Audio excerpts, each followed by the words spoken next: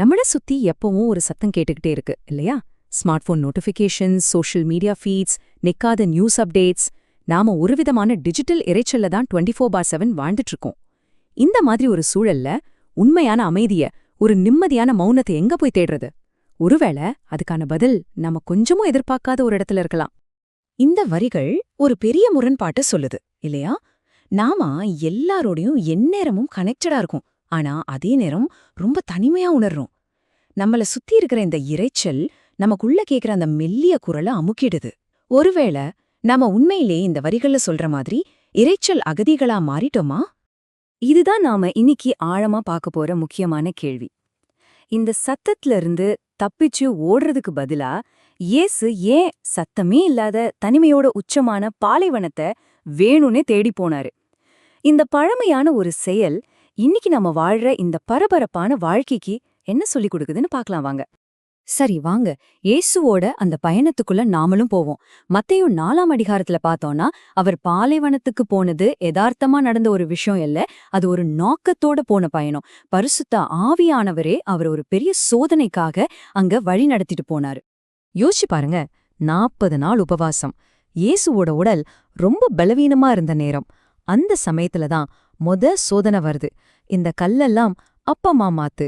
இது வெறும் பசிய பத்தின சோதனை மட்டும் இல்ல, நம்மளோட உடனடி தேவைகளை, ஆசைகளை கடவுளோட நேரத்துக்காக காத்திருக்காம உடனே நிறைவேற்றிக்கணும்னு வர்ற ஒரு தூண்டுதல் இது. ஆனா இயேசுவோட பதில் ரொம்ப ஆழமானது. அவர் என்ன சொல்றாருன்னா, உடம்புக்கு தேவையான உணவை விட ஆன்மாவுக்கு தேவையான உணவு தான் முக்கியம்னு சொல்றாரு. உண்மையான வாழ்க்கைங்கிறது வெறும் பசிய போக்குறதுல இல்ல, கடவுளோட வார்த்தைகளை கேட்டு அதுபடி நடக்கிறதுல தான் இருக்குன்னு தெளிவா சொல்றாரு. இப்ப 2வது சோதனை, இது இன்னும் கொஞ்சம் தந்திரமானது.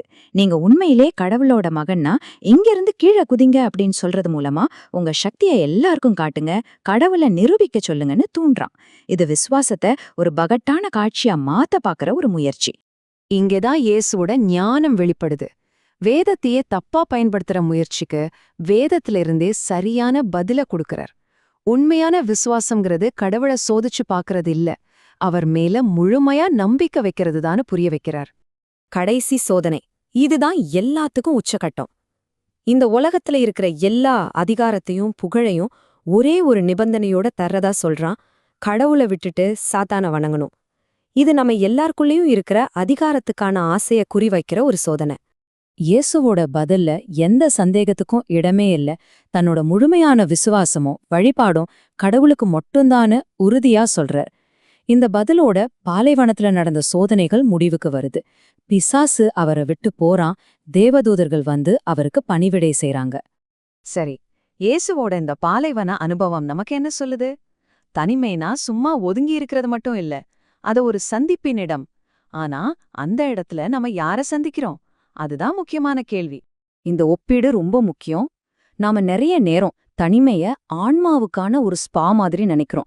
அதாவது நல்ல ஃபீல் பண்ணணும்னு போறோம், ஆனா அதோட உண்மையான நோக்கம் நல்லவங்களா மாறுறது.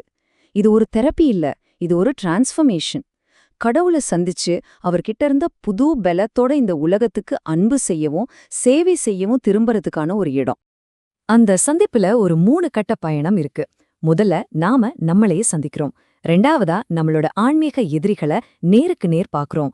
கடைசியா இது 2யும் தாண்டி நாம கடவுளை சந்திக்கிறோம். வாங்க இந்த பயணத்தோட ஒவ்வொரு கட்டத்தையும் கொஞ்சம் விரிவா பார்க்கலாம். சரி, முதல் சந்திப்புக்கு வருவோம். நம்மள சுத்தி இருக்கிற எல்லா சத்தமும் அடங்கும்போது நாம எதுல இருந்தெல்லாம் ஓடி ஒளிஞ்சோமோ அதெல்லாம் நம்ம முன்னாடி வந்து நிக்கும். மனசுக்குள்ள புதைச்சு வச்ச சோர்வு, கவலை, கோபம், அவமானம்னு எல்லாமே மேல வரும். தனிமை நம்மளோட உண்மையான முகத்தை நமக்கு கண்ணாடியா காட்டும். பாலைவன தந்தையர்கள்னு சொல்லப்படுற பழங்கால துறவிகள் தனிமையை சும்மா ரெஸ்ட் எடுக்கிற இடமா பார்க்கல. அவங்க அது ஒரு விதமான ஆன்மீக போர்க்களமா பார்த்தாங்க. இது தப்பிச்சு ஓடுற இடம் இல்ல, போராடுற களம். இந்த போர்ல 3 முக்கியமான எதிரிகளை நம்ம சந்திக்கிறோம். முதல்ல உலகம், அதாவது நம்ம கவனத்தை சிதறடிக்கிற சமூக அழுத்தங்கள். 2வது மாம்சம், அதாவது கட்டுப்பாடே இல்லாத நம்மளோட சொந்த ஆசைகளும் உணர்ச்சிகளும். கடைசியா பிசாசு, அதாவது நம்மள கடவுள்கிட்ட இருந்து பிரிக்க முயற்சி பண்ற தீய சக்திகள். டல்லஸ் வில்லார்டோட இந்த வரிகள் ரொம்ப சக்தி வாய்ந்தது. இந்த தனிமை பயிற்சி ஏன் இவ்ளோ கஷ்டமா இருக்குன்னா, அது நம்ம பிரச்சனையோட மேலோட்டமான அறிகுறிகளை இல்ல, அதோட ஆணிவேரையே தாக்குது. இது சுலபமான பாதை இல்ல, ஆனா விடுதலைக்கு வழிவகுக்கிற பாதை இதுதான். சரி, இவ்ளோ நேரம் ஏன்னு பார்த்தோம். இப்போ எப்படிங்கிற கேள்விக்கு வருவோம். இந்த பழமையான பயிற்சிய நம்மளோட இந்த மாடர்ன் வாழ்க்கையில எப்படி கொண்டு வரது? சில சிம்பிளான வழிகளை பார்க்கலாம். இது ரொம்ப முக்கியமான முதல் படி.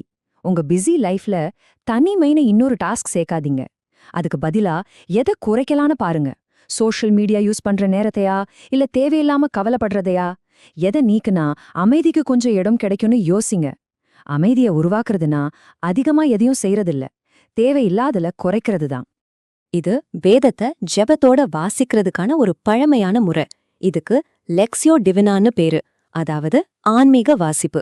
இந்த 4 சிம்பிளான படிகள் உங்க மனசுல ஓடுற மத்த எல்லா குரல்களையும் தாண்டி கடவுளோட குரலை தெளிவா கேட்க உதவும்.